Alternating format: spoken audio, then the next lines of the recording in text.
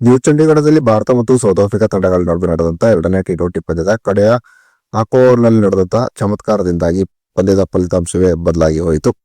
New ಚಂಡೀಗಢದಲ್ಲಿ ನಡೆದಂತ ಎರಡನೇ T20 ಪಂದ್ಯದಲ್ಲಿ ಟಾಸ್ ಸೋತು ಮೊದಲು ಬ್ಯಾಟಿಂಗ್ ಇಳಿದಂತ ಸೌತ್ ಆಫ್ರಿಕಾ ತಂಡ ಭಾರತ ತಂಡದ ಗೆಲುವಿಗಾಗಿ 214 ರನ್ಗಳ ಒಂದು ಬೃಹತ್ ಗುರಿಯನ್ನು ನೀಡಿತ್ತು. ಇನ್ನು ಈ ಬೃಹತ್ ಗುರಿಯನ್ನು ಬೆನ್ನತ್ತಿದಂತ ಟೀಂ ಇಂಡಿಯಾಕ್ಕೆ ನೆರವಾಗಿದ್ದು ತಿಲಕ್ ವರ್ಮಾ ಈ ಪಂದ್ಯದಲ್ಲಿ ಒಂದು ಆಕರ್ಷಕ ಬ್ಯಾಟಿಂಗ್ ಪ್ರದರ್ಶನವನ್ನು ತೋರಿದರು. ಹಾಗಾದ್ರೆ ಭಾರತ ಮತ್ತು ಸೌತ್ ಆಫ್ರಿಕಾ ತಂಡಗಳ ನಡುವೆ ನಡೆದಂತ ಎರಡನೇ ಟಿ20 ಪಂದ್ಯ ಹೇಗಿತ್ತು, ಎರಡನೇ ಟಿ20 ಪಂದ್ಯದಲ್ಲಿ ನಡೆದ ಚಮತ್ಕಾರವೇನು, ಹಾಗೆ ಎರಡನೇ ಟಿ20 ಪಂದ್ಯದಲ್ಲಿ ನಿರ್ಮಾಣವಾದಂತಹ ಎರಡು ದೊಡ್ಡ ದಾಖಲೆಗಳು ಯಾವ್ಯಾವುದು ಎಂಬುದರ ಕಂಪ್ಲೀಟ್ ಡೀಟೇಲ್ಸ್ ಅನ್ನ ಈ ವಿಡಿಯೋದಲ್ಲಿ ನಾವು ನಿಮ್ಮ ಜೊತೆ ಶೇರ್ ಮಾಡಲಿದ್ದೇವೆ. ಈ ಸುದ್ದಿಯ ಡೀಟೇಲ್ಸ್ ಅನ್ನ ಕೊಡುವುದಕ್ಕಿಂತ ಮುಂಚೆ ನೀವು ಟೀಂ ಇಂಡಿಯಾದ ಅಭಿಮಾನಿಗಳಾಗಿದ್ದಲ್ಲಿ ಈ ವಿಡಿಯೋಕ್ಕೊಂದು ಲೈಕ್ ಮಾಡಿ. ಹಾಗೆ ಟೀಂ ಇಂಡಿಯಾ ಸೌತ್ ಆಫ್ರಿಕಾದ ಎದುರು ನಡೆಯುತ್ತಿರುವಂತಹ ಟಿ20 ಸರಣಿಯನ್ನ ಗೆದ್ದುಕೊಳ್ಳುತ್ತದೆ ಅಂತ ನಿಮ್ಗೆ ಅನ್ಸುತ್ತದೆಯೋ ಅಥವಾ ಇಲ್ಲವೋ ಎಂಬ ನಿಮ್ಮ ಅನಿಸಿಕೆಯನ್ನ ತಪ್ಪದೇ ಕಮೆಂಟ್ ಬಾಕ್ಸ್ ಅಲ್ಲಿ ತಿಳಿಸಿ ಕೂಡ.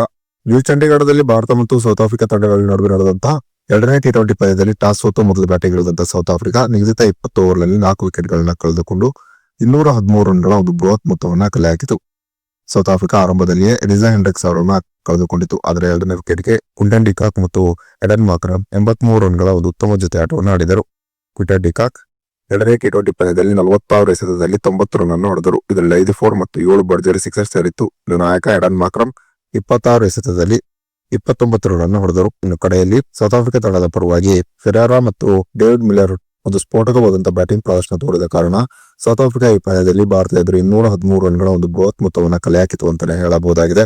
ಸೌತ್ ಆಫ್ರಿಕಾ ತಂಡ ಒಂದು ಹಂತದಲ್ಲಿ 16 ಓವರ್ಗೆ 4 ವಿಕೆಟ್ ಅನ್ನ ಕಳೆದುಕೊಂಡು 160 ರನ್ಗಳನ್ನ ಹೊಡೆದಿತ್ತು. ಈ ಹಂತದಲ್ಲಿ ಜಸ್ಪ್ರೀತ್ ಬುಮ್ರಾ ಇನ್ನೂ ಕೂಡ 2 ಓವರ್ ಬೌಲಿಂಗ್ ಮಾಡುವುದಿತ್ತು. ಹೀಗಾಗಿ ಖಂಡಿತವಾಗಿಯೂ ಸೌತ್ ಆಫ್ರಿಕಾ ಎರಡನೇ ಟಿ20 ಪಂದ್ಯದಲ್ಲಿ 200 ರ ಗಡಿಯನ್ನು ಮುಟ್ಟುವುದು ಕಷ್ಟವೆಂಬ ಭಾವನೆಯಲ್ಲಿ ಟೀಂ ಇಂಡಿಯಾದ ಅಭಿಮಾನಿಗಳಿದ್ದರು. ಆದರೆ ಕಡೆಯ 4 ಓವರ್ನಲ್ಲಿ ಸೌತ್ ಆಫ್ರಿಕಾ ಒಂದು ದೊಡ್ಡ ಚಮತ್ಕಾರವನ್ನೇ ಮಾಡಿಬಿಟ್ಟಿತು.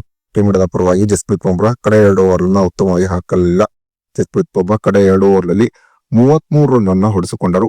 ಇನ್ನು 19ನೇ ಓವರ್ನ ಬೌಲಿಂಗ್ ಮಾಡಲು ಬಂತ ಹರ್ಷದೀಪ್ ಸಿಂಗ್ ಆ ಓವರ್ನಲ್ಲಿ 16 ರನ್ ಹೊಡೆಸಿಕೊಂಡರು. ಹೀಗಾಗಿ ಸೌತ್ ಆಫ್ರಿಕಾ ತಂಡ ಎರಡನೇ ಟಿ20 ಪಂದ್ಯದಲ್ಲಿ 213 ರನ್ಗಳನ್ನ ಕಲೆ ಹಾಕಿತು ಅಂತಾನೆ ಹೇಳಬಹುದಾಗಿದೆ. ಇನ್ನು 214 ರನ್ಗಳ ಒಂದು ಬೃಹತ್ ಗುರಿಯನ್ನ ಪಡೆದಂತ ಟೀಂ ಇಂಡಿಯಾ ಒಂದು ಉತ್ತಮವಾದ ಬ್ಯಾಟಿಂಗ್ ಪ್ರದರ್ಶನವನ್ನ ಈ ಪಂದ್ಯದಲ್ಲಿ ತೋರಲಿಲ್ಲ. ಟೀಂ ಇಂಡಿಯಾದ ಪರವಾಗಿ ತಿಲಕ್ ವರ್ಮಾ ಬಿಟ್ಟರೆ ಯಾವುದೇ ಒಬ್ಬ ಬ್ಯಾಟ್ಸ್ಮನ್ ಹೇಳಿಕೊಳ್ಳುವಂತಹ ಬ್ಯಾಟಿಂಗ್ ಪ್ರದರ್ಶನವನ್ನೇ ತೋರಲಿಲ್ಲ. ಹೀಗಾಗಿ ಸೌತ್ ಆಫ್ರಿಕಾದ ಎದುರು ಎರಡನೇ ಟಿ20 ಪಂದ್ಯದಲ್ಲಿ ಭಾರತ 162 ರನ್ಗಳಿಗೆ ಆಲ್ಔಟ್ ಆಯಿತು ಅಂತಾನೆ ಹೇಳಬಹುದಾಗಿದೆ. ಟೀಂ ಇಂಡಿಯಾದ ಪರವಾಗಿ ತಿಲಕ್ ವರ್ಮಾ 34 ಎಸೆತದಲ್ಲಿ 62 ರನ್ ಅನ್ನು ಹೊಡೆದು ಬಿಟ್ಟರೆ ಯಾವುದೇ ಬ್ಯಾಟ್ಸ್ಮನ್ ಉತ್ತಮವಾದಂತಹ ಪ್ರದರ್ಶನ ತೋರಲಿಲ್ಲ. ಇನ್ನು ಎರಡನೇ ಟಿ20 ಪಂದ್ಯದಲ್ಲಿ ಟೀಂ ಇಂಡಿಯಾದ ಬೌಲಿಂಗ್ ಕೂಡ ಅಷ್ಟೊಂದು ಉತ್ತಮವಾಗಿರಲಿಲ್ಲ.